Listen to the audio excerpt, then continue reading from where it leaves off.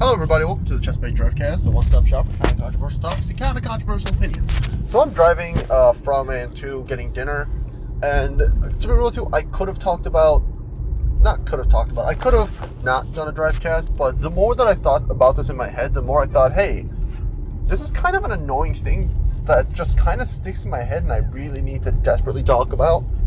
It's pandering. So, for me, when I'm recording this, Pride Month has already passed, so we don't have to think about that. Black History Month has already passed. All of this stuff has passed. So we don't need to think about what the heck black creators are doing. We don't need to think about what Asian Pacific creators are doing.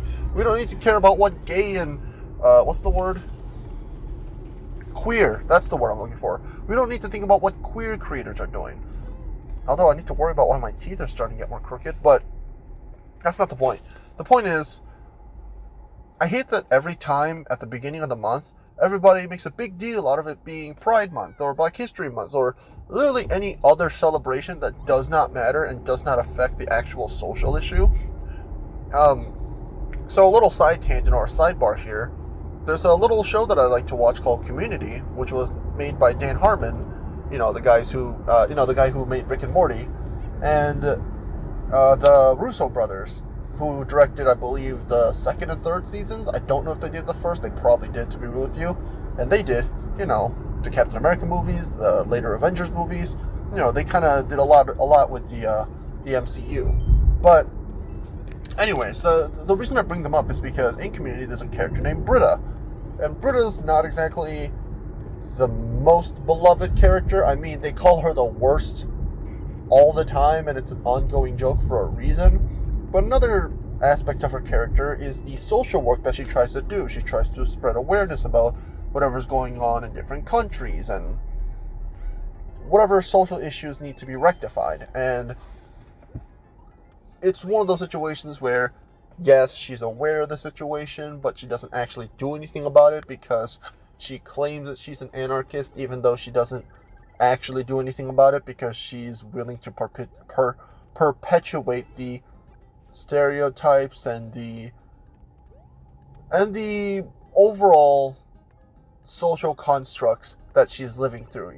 If there's a wedding episode and she talks about how she loathes weddings because it means that the female has to give herself up to the man and yada yada yada, and there's a whole conversation to talk about that. But then she also talks about how she's great at weddings, and because of that she has this feeling of need to keep marriages together. I mean, within the context of the episode, it makes sense. She wants one of her friends to try to keep her marriage alive since, she's a friend. She wants to do good in the world.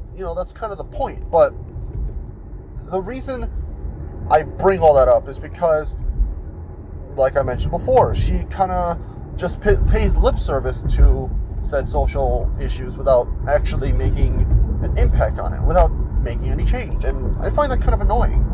I mean, not her character herself. I mean, that aspect of her character was purely played for jokes, but the fact that there are plenty of companies, there are plenty of people that are willing to do the exact same, it's painful, man. Like, I'm not going to say I'm any better since I talk about social issues, sure, but I sure as hell don't care about them. And I remember there was this one Anna Akana video that I watched way back when I was subscribed to her for like 1 month and 1 month only. How she has specific, how she ranks specific social issues that she specifically cares about and does all that she can to make sure those social issues get as much attention and funding as possible, but isn't really able to care about other issues as much because she doesn't have the money, the power, or really the reach to be able to affect it as much as if she focused on specific things, which I don't remember what those specific things off the top of my head. But the important part is the fact that you can only do so much, and sure, spreading awareness about it, yada yada yada, sure, but it's not really going to do anything, especially when money talks a lot more. A really good example that I'm thinking about off the top of my head, I don't know when this video is going up. It could have been before or after the 2022 World Cup, but it takes place in Qatar. And it's kind of interesting that the news hasn't talked about this at all. The fact that, there's multiple reports on how migrant workers from other countries are being sent into Qatar, and nobody's really going to do anything about it because nobody cares about the people that are dead except for the families that are involved, who, wow, surprise, surprise, they don't have any power to speak up, because that's the reason why the whole migrant workers thing is so corrupt, but it works so well. I can't help it. It sounds really awful for me to say this because it could get me canceled one day, but hey, I'm just going to say this right now. If you're going to cancel me for saying this, you guys better cancel the fuck out of Qatar, the whole entire country first.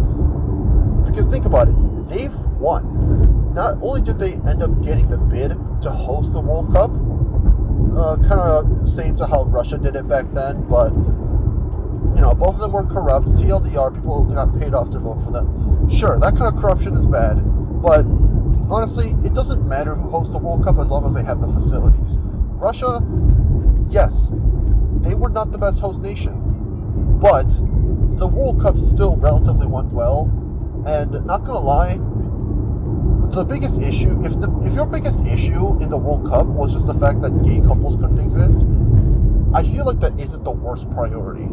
Or, sorry, that isn't the worst issue to have. You know, that's a very good priority to have, because you aren't talking about slavery, you aren't talking about indentured servitude, you aren't talking about literal slavery. Let's be real. The thing about Qatar is that they won, even though they're seen as so much of a, you know, so worse of a country compared to Russia. Sure, Russia has a lot of infrastructural problems, and sure, there's a whole war going on with them right now, which will probably get this video demonetized, but the important part is that Qatar, let's be real, they're far worse. They're just like Saudi Arabia. Okay, they're not just like Saudi Arabia. There's a lot of cultural differences, but you know, one way that they're similar is that they don't really let the word go out. You know, obviously Saudis treat their journals a little differently, since you know, a certain Khashoggi is nowhere to be seen nowadays. But I'm surprised that Qatar was able to keep everything so hush-hush. Like, the only times that people ever reported on Qatar's dealings during the World Cup was independent journalists who were very, very small scale. Like, we're talking, people barely know their names and people barely care about them, which was kind of surprising, since it's a World Cup. It's the most viewed event in the world. Every 4 years, more than half of the world's population ends up watching this thing, even though most of them don't care about the actual sport itself. They still watch it because they love watching their country represent themselves. It's more than the freaking Olympics. Think about it. Every sport, every other sport in the world combined, watching together, and it's still less than football, than soccer, the freaking round, black and white ball shooting, you know, being shot into a weird-looking metal frame and net. Think about that. It's so weird. And even though it's the biggest sport in the world by far, nobody seems to really be, like, nobody in power seems to really be saying anything about the Qatar World Cup, because that's just how society is. Oh, we live in a society. Haha, we get it, Cheesebait. What's your point? My point is, the people like us, who are commoners, who are the normies, we can't do anything about it because we're given a social issue and there's not much of a solution, since, you know, we don't have the power to do anything about it. And it sucks that it has to remain that way. It sucks that no matter what we want to try to do, that's the hole that we're kind of squared into. And because of that, you know, we can talk all we want, and people will call us hypocrites, but hey, what are we supposed to do, you know? Like, I get the whole spreading awareness thing is the first step of solving these issues and such, but dude, Qatar's on the other side of the world of me. What am I supposed to do, you know? Like, I get it. It's a very powerful country. They have lots of oil, and the U.S. likes lots of oil, so they're not going to do anything about it. I don't know, man. It frustrates me that I want to talk about social issues, but as long as you pay enough money, people will just pander to whatever the hell you want. I mean, let's be real. Disney has done the exact same thing with China. Everybody knows about, you know, Disney's gay issues, considering that they refuse to talk about anything if it involves. Sorry, they refuse to talk about anything if it involves gay people because of Russia and China having their very strict policy. I mean, it's not just them, but they're the biggest markets, so those are the ones we specifically bring up. I mean, is it Indonesia? Is that the country that I'm thinking of? It's not Singapore, is it? It's one of the southeastern Pacific countries. One of them also have very, very strict laws, which I'm pretty sure Disney is also willing to pander to. When freaking Mulan came out, remember that movie? People were talking about how the main actress was a Chinese sympathizer when the whole Uyghur Muslim thing was going on. Okay, I'm just making a list of enemies at this point. I'm just saying this country bad, this country bad. How about this, guys? If you guys don't like me, how about this? I'll say U.S. bad too. Let's be real. Every year we see the main big tech companies, or I mean, it doesn't have to be tech, but all the companies suddenly change their logo to rainbow for 1 month just because they don't want to be the ones left out. You know what? I agree with the people that say the opposite. I'd rather you just say fuck you and just be honest about it. Because let's be real. I'm just going to say this once. If companies started being more honest and more transparent about how much they like to fuck you over for your own money, I mean, I don't really know how to finish that sentence. It's just insane how the length that they're willing to go just to get another penny out of you.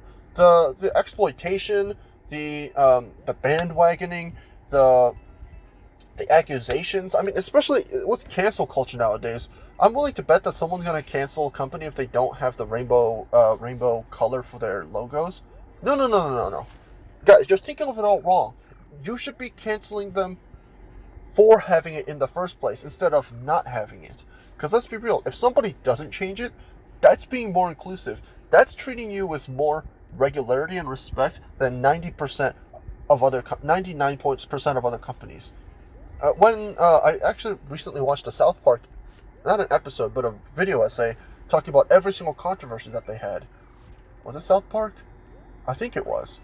And they were talking about how a certain episode got banned because they represented a certain group of people, and one of the actors, one of the producers or something like that, didn't like how they were being treated, despite the fact that the point of South Park was to offend every group possible.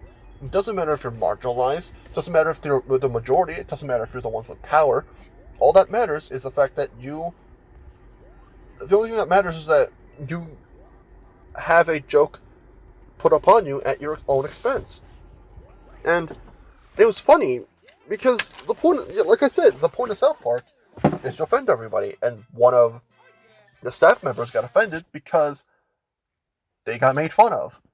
Like, do you not see the irony here? Like, come on, man. Like, the one show that never panders to anybody is South Park, and that's why it's an endless classic. A lot more than Family Guy, to be honest. Sorry, I don't know why, but the audio just kind of cut out. But yeah, that's why it's going to be a lot more of an endless classic than Family Guy, despite their cutaway gags being forever immortalized on YouTube, and The Simpsons, which sure, The Simpsons have more cultural impact, but overall they're not really going to be remembered as much. And I wanted to start this video because I wanted to complain about Disney not being willing to show gay people for more than 2 minutes, but boy. I remember the one time that Steven Universe had a whole debacle too with Ruby and Sapphire. I'm pretty sure they gave Ruby the dress and Sapphire the suit because in certain countries they made Ruby a guy just to circumvent that stuff. It's kind of like how in Sailor Moon, for some reason, what was it? Uranus and Neptune were like cousins or something despite being married. I don't know, man. This world is wild. Can we just stop with the whack-ass censorship and just try to act normal for more than 5 seconds? The reason I decided to talk about this concept or topic in the first place is because of at first it was just because Disney was constantly pandering and trying to please every single group of people at once, and it's starting to come back now with the whole She-Hulk show. And not gonna lie, the the lack of artistic integrity really infuriates me just because I feel like the Hulk show could have been good, but now it's being ruined by this kind of bland, I don't know, just this is the bland series of events. The fact that the show was getting more news because of all the controversy compared to the actual show. Like, let's be real, Breaking Bad when it first came out was it was seen as misogynistic because of all the things that Walt did. But over time, you start to realize that's the whole point. Walt's a bad person. He starts acting negatively towards others, and it kind of hurts to see that a lot of backlash that goes to She-Hulk is simply because, oh, the CGI is terrible. They're trying to pander to certain minorities. They're trying to victim blame. Oh, this isn't fun. And at the end, I just feel like, personally, I believe that it doesn't matter what medium it is, whatever artwork is being conveyed is just going to inevitably be ruined by said controversies, and I'm just kind of tired of that. Anyways, back to whatever I was mentioning before. Okay, so TLDR, rich people are whack. They also have the power to silence anybody they want because they have all the power in the world. And most likely this video will also be suppressed by the YouTube algorithm. So make sure to, I don't know, like, comment, subscribe, all that crap. And honestly, if you want to, share it. That's probably the best way to get this word out. This has been Cheesebait, Chessbait, whatever you want to call me. I'll see you guys next time. Peace.